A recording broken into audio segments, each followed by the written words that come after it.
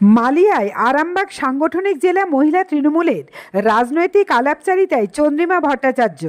হরিপাল বিধানসভার অন্তর্গত মালিয়া বিশ্বনাথ সেবা সমিতিতে আরামবাগ সাংগঠনিক জেলা মহিলা তৃণমূল কংগ্রেসের কর্মী সম্মেলন ও আলাপচারিতায় হয়ে গেল।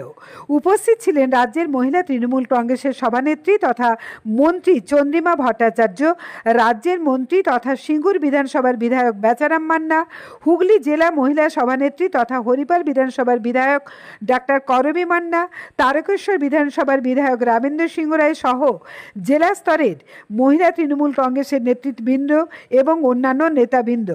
এদিনের মহিলা কর্মীদের সম্মেলনের আয়োজন প্রসঙ্গে হুগলি জেলা তৃণমূলের মহিলা কংগ্রেসের সভানেত্রী তথা হরিপাল বিধানসভার বিধায়ক করবী মান্না কি বললেন শোনাবো। হরিপাল থেকে প্রবীর বসুর রিপোর্ট, আরামবাগ টাইমস।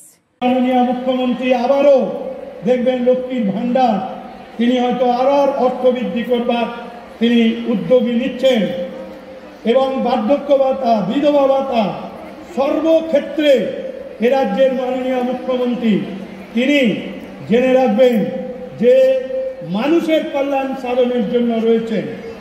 এ রাজ্যের একটা মানুষ নেই যে রাজ্যের মাননীয় মুখ্যমন্ত্রী যে কোনো না যে কোনো প্রকল্পের সুবিধা পায়নি এবং পৃথিবীর মধ্যে দৃষ্টান্ত যেখানে সিপিএম বাড়ির মহিলারা তারা সমস্ত সুবিধা পায়, সিপিএম বাড়ি, বিজেপির বাড়ি, বিরোধী রাজনৈতিক দল এখানে দেখা হয় না।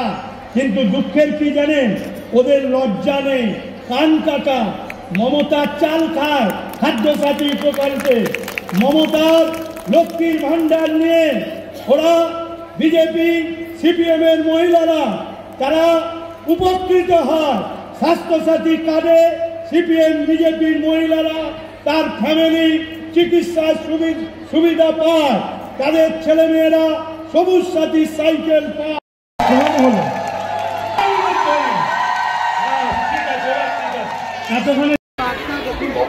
মমতা বন্দ্যোপাধ্যায় প্রায় 94টা প্রকল্প আমাদের বাংলার মানুষের জন্য করেছেন, প্রকল্প করেছেন মেয়েদের জন্য এবং একমাত্র মুখ্যমন্ত্রী মমতা বন্দ্যোপাধ্যায় সেটা করছেন মধ্যে যিনি প্রথম মেয়েরা এগিয়ে যান, মেয়েরা এগিয়ে চলুক, মেয়েরা নিজের পায়ে দাঁড়াক, সেটা সবার আগে চেষ্টা করেছেন। আমার রাজ্য সভানেত্রী চন্দ্রিমা ভট্টাচার্য ছিলেন আজকের